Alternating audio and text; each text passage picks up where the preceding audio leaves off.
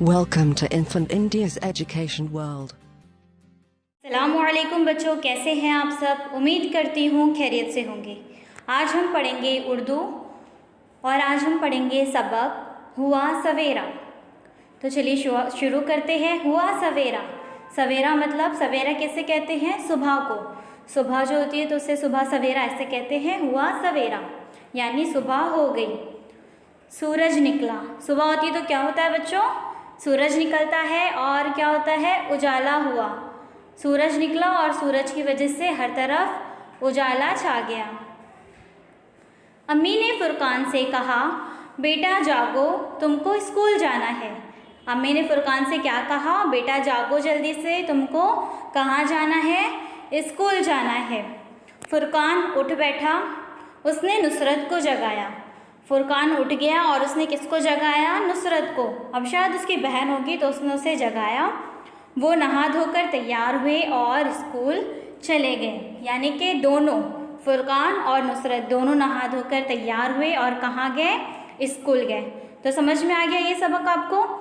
उसके बाद है हमारे पास दूसरा, दिन निकला। दिन निकला यानी सुबह हो गई। दिन निकला, चिड़िया चहकी। चिड़िया क्या कह रही है? चहक रही है। किसान घर से निकला, अपना हल लिया और खेत की तरफ चल दिया। क्या हुआ है कि सुबह हो गई है, चिड़िया चहकने लगती है। सुबह सुबह देखो आप आवाज़ सुनते होंगे, चूं चूं आवाज़ आती है। सारे परिंदे जो आसमान में उड़ते हैं और बोलने लगते हैं। और उसके बाद क्या हुआ? दिन निकल गया तो फिर किसान भी घर से निकला। क्या लेकर निकला? अपना हल लिया और खेत की तरफ चल दिया। जहाँ पर किसान लोग फसल उगाते हैं वहाँ उसे खेत कहते हैं। तो किसान ने क्या किया? घर से निकला और अपना हल लिया और खेत की तरफ चल दिया। उसके बाद है अदब कर। असलम अदब कर, सबका अदब कर।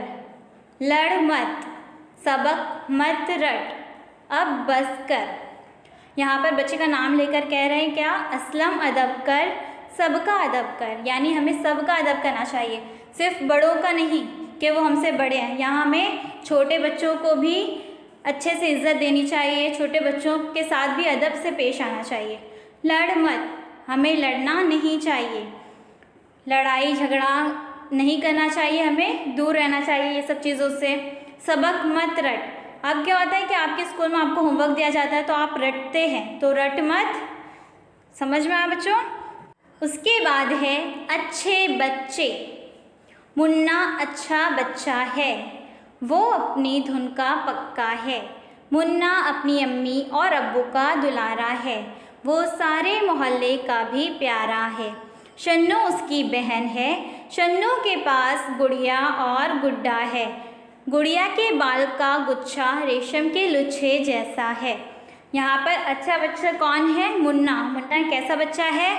अच्छा बच्चा है और वो अपनी धुन का पक्का है। यानी जो वो एक बार ठान लेता है वो करता ही है। उसके बाद मुन्ना अपनी अम्मी और अब्बू का क्या है? दुलारा है। आप भी अपने अब्बू अम्मी को बहुत प्यारे होते हैं ना, कितना मानते हैं वो लोग। वो सारे मोहल्ले का भी प्यारा है। यानी उसके अब्बू अम्मी तो उसे मानते ही है, साथ साथ पूरे मोहल्ले वाले भी उससे बहुत चाहते हैं क्योंकि वो अच्छा बच्चा है। शन्नू उसकी बहन है। बहन का नाम क्या है? शन्नू। शन्नू के पास क्या है? गुड़िया और गुड्डा है।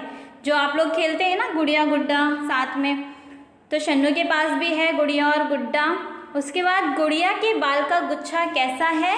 रेशम के लुच्छे जैसा है। जो गुड़िया के बाल हैं वो रेशम जैसे हैं।